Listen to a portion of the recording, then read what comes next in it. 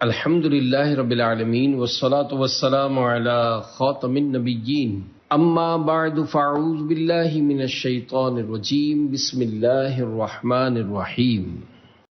سورہ ہمزہ۔ سورہ ہمزہ کا تعارف۔ مقام نزول۔ سورہ ہمزہ مکہ مکرمہ میں نازل ہوئی ہے۔ آیات، کلمات اور حروف کی تعداد۔ اس سورت میں ایک رکوع، 9 آیتیں، 30 کلمے اور 130 حروف ہیں۔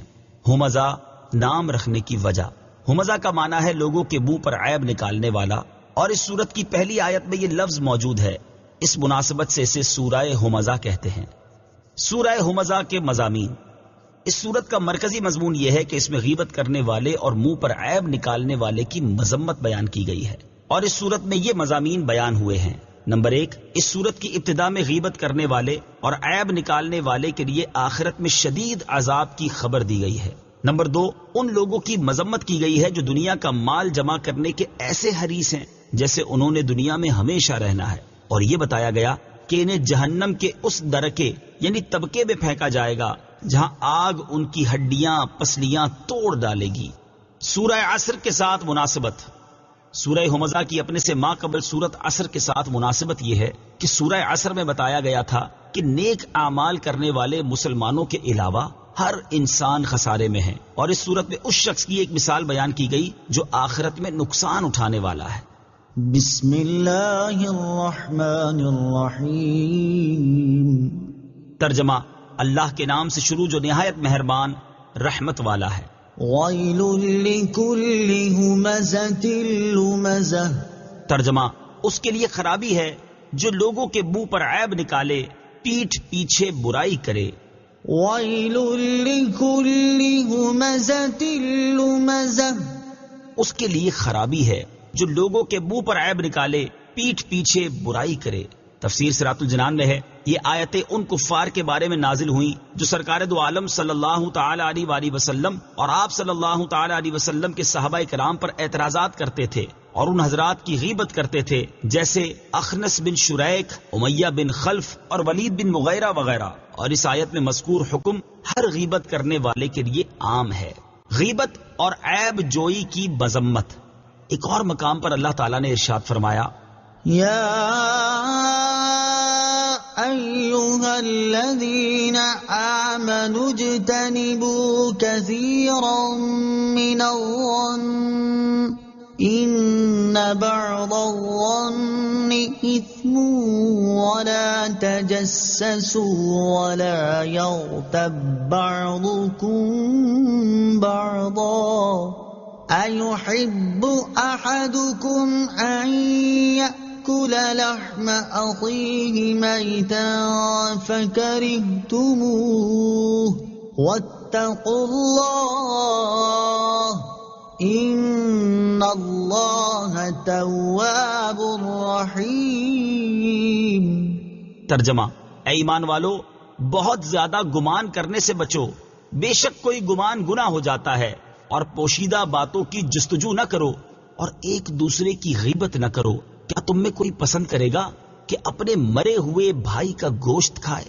تو یہ تمہیں ناپسند ہوگا، اور اللہ سے ڈرو، بے شک اللہ بہت توبہ قبول کرنے والا مہربان ہے۔ اور حضرت انس بن مالک رضی اللہ تعالیٰ عنہ سے روایت ہے، حضور اقدس صلی اللہ تعالی علیہ وسلم نے ارشاد فرمایا، میں معراج کی رات ایسی قوم کے پاس سے گزرا جو اپنے چہروں اور سینوں کو تانبے کے ناخنوں سے نوچ رہے تھے۔ میں نے پوچھا، اے جبرائیل، یہ کون لوگ ہیں؟ انہوں نے عرض کی، یہ لوگوں کا گوشت کھاتے یعنی غیبت کرتے تھے اور ان کی عزت خراب کرتے تھے۔ حضرت راشد بن سعد رضی اللہ تعالیٰ عنہ سے روایت ہے، رسول اللہ صلی اللہ تعالی علیہ وآلہ وسلم نے ارشاد فرمایا، معراج کی رات میں ایسی عورتوں اور مردوں کے پاس سے گزرا جو اپنی چھاتیوں کے ساتھ لٹک رہے تھے، تو میں نے پوچھا، اے جبرائیل علیہ السلام، یہ کون لوگ ہیں؟ انہوں نے عرض کی، یہ منہ پر عیب لگانے والے اور پیٹھ پیچھے برائی کرنے والے ہیں، اور ان کے بارے میں اللہ عز و جل ارشاد فرماتا ہے، ویل لکل ہمزۃ لمزہ۔ اس کے لیے خرابی ہے جو لوگوں کے منہ پر عیب نکالے، پیٹھ پیچھے برائی کرے۔ اللہ تعالیٰ ہمیں غیبت اور عیب جوئی جیسے مذموم اعمال سے بچنے کی توفیق عطا فرمائے، آمین۔ الذی جمع مالا وعددہ۔ ترجمہ، جس نے مال جوڑا اور گن گن کر رکھا. الذي جمع مالا وعدده. جس نے مال جوڑا اور گن گن کر رکھا.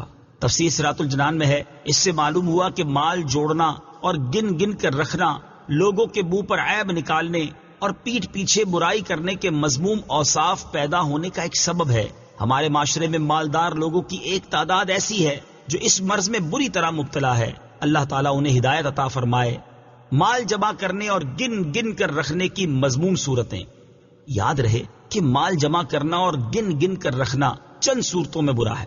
نمبر 1، حرام ذرائع سے مال جمع کیا جائے. نمبر 2، جمع شدہ مال سے شرعی حقوق ادا نہ کیے جائیں. نمبر 3، مال جمع کرنے میں ایسا مشغول ہو جانا کہ اللہ تعالیٰ کو بھول جائے. نمبر 4، اللہ تعالیٰ پر توکل کرنے کی بجائے صرف مال کو آفات دور کرنے کا ذریعہ سمجھا جائے. يحسب أن ماله أخلده كلا لينبذن في الحطمة وما أدراك ما الحطمة نار الله الموقدة التي تطلع على الأفئدة إنها عليهم مؤصدة في عمد ممددة. ترجمہ، وہ سمجھتا ہے کہ اس کا مال اسے دنیا میں ہمیشہ رکھے گا. ہرگز نہیں، وہ ضرور ضرور چورا چورا کر دینے والی میں پھینکا جائے گا. اور تجھے کیا معلوم کہ وہ چورا چورا کر دینے والی کیا ہے؟ وہ اللہ کی بھڑکائی ہوئی آگ ہے، وہ جو دلوں پر چڑھ جائے گی. بے شک وہ ان پر بند کر دی جائے گی لمبے لمبے ستونوں میں. يحسب أن ماله أخلده.